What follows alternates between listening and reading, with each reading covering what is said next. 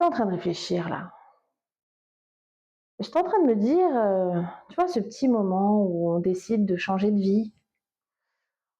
On fait le petit ménage intérieur, on range les placards de son cerveau et bam, on se retrouve seul. Mais genre vraiment seul. Eh oui, t'as voulu évoluer et maintenant tu es aussi populaire qu'un légume oublié au fond du frigo. Mm. Eh oui, tu l'auras deviné, aujourd'hui on va parler de solitude.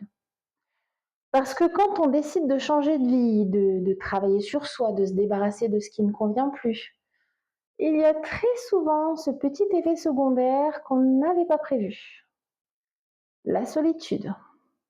Alors, je parle pas de la solitude sur son canapé un dimanche soir devant Netflix. Non, non, non, non. Non, je parle de cette solitude, de l'éloignement familial ou amical. Parce qu'on croit à tort que tout ira bien, genre, hop, nouvelle personne, nouveau décor. Spoiler, dans la vraie vie, c'est un peu plus bordélique. Mm. Oui, et puis il faut le dire, changer de vie, c'est très souvent déclenché par un déclic. J'allais dire un petit déclic, non. En général, c'est un gros déclic. Genre, je peux plus. Voilà, je peux plus. Je veux mieux. Je veux autre chose. Ou voire même, je veux plus. Donc, hop, allez, c'est parti, on se lance dans une transformation. On travaille son mental, on change ses habitudes, on change de look, on travaille sur ses croyances, sur son énergie. En gros, tu deviens enfin ta personne préférée dans ta vie. Eh ben, j'aurais envie de te dire Alléluia. Et là, tsunami émotionnel. On a peur d'échouer. On a peur de perdre des gens derrière soi. On a peur de se tromper. On a des doutes. Est-ce que c'est ce qu'il faut pour moi? Est-ce que c'est le bon moment? Est-ce que je m'y prends bien?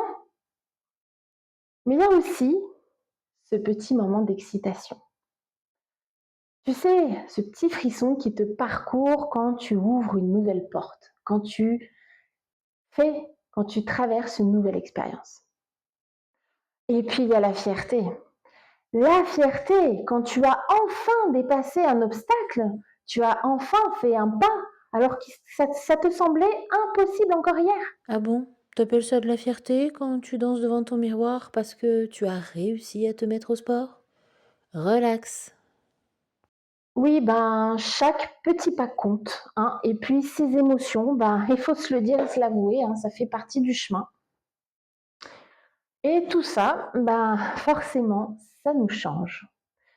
Et quand on change, eh bien, notre entourage change avec nous. Alors, il y en a certains qui vont applaudir, voilà, selon tes efforts, voilà, ils vont être là pour te soutenir.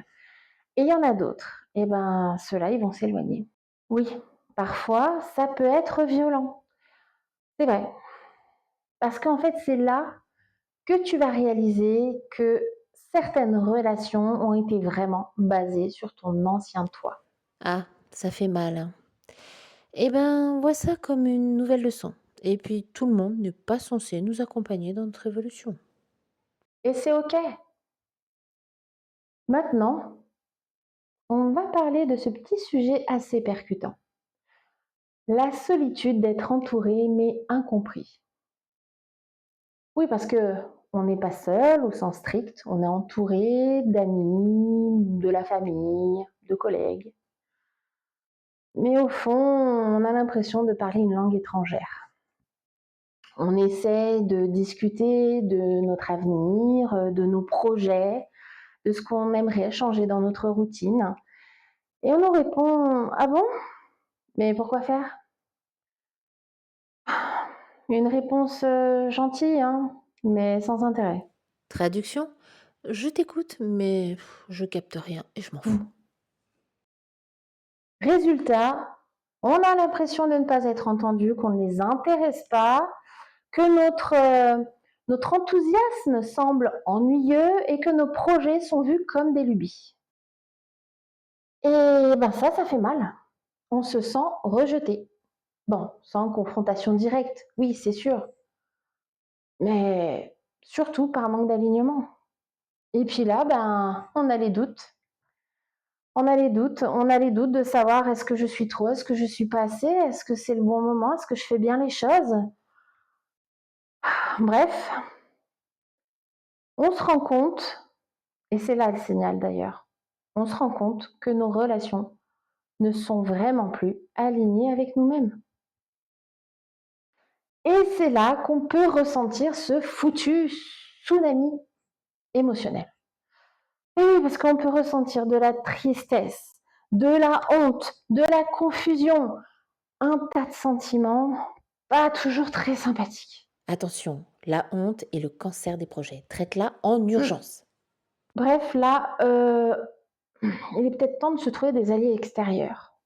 Genre dans un groupe, dans un forum, une communauté, sur les réseaux, je ne sais pas, mais trouver quelqu'un qui voit les choses comme on les voit. Ils seront notre miroir. Et puis franchement, je me dis là maintenant, est-ce qu'on ne devrait pas se valider nous-mêmes? Arrête d'attendre une médaille. Fais-toi un post-it, genre écris tu gères et colle-le sur le frigo. Bon, c'est peut-être dur à croire, hein, mais on peut trouver du bon dans cette transformation.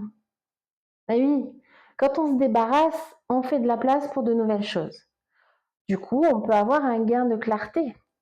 On peut changer son énergie aussi par rapport à ce nettoyage.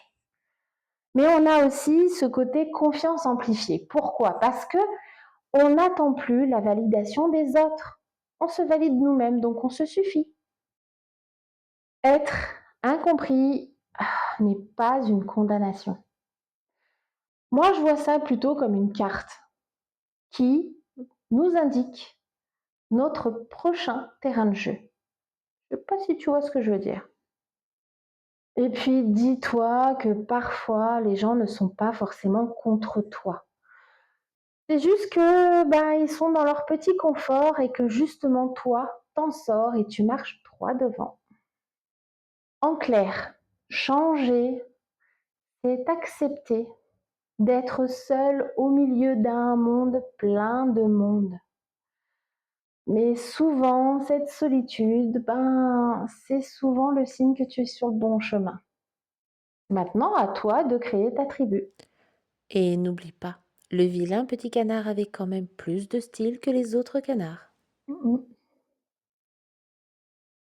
Tu vois, au fond, cette vidéo, elle parle pas que de toi. Elle parle de nous. Parce que moi aussi, je connais très bien cette face chelou.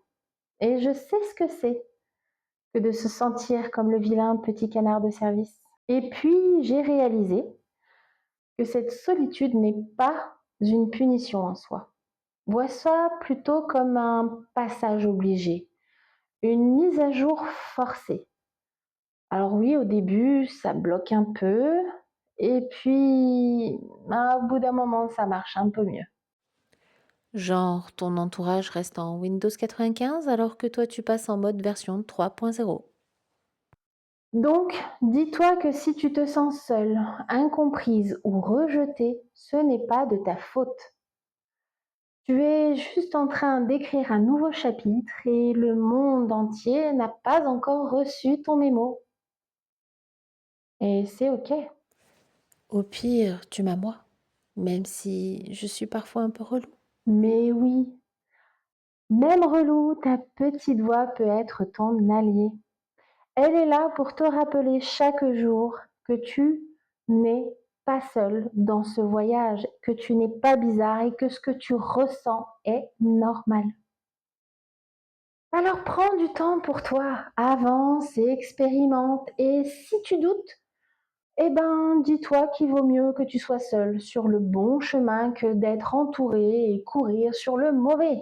Allez, à toi de jouer maintenant et dis-toi que même dans la solitude, on peut se construire une vraie communauté. Voilà, cercle bouclé. Allez, on se retrouve dans la prochaine vidéo. Ciao!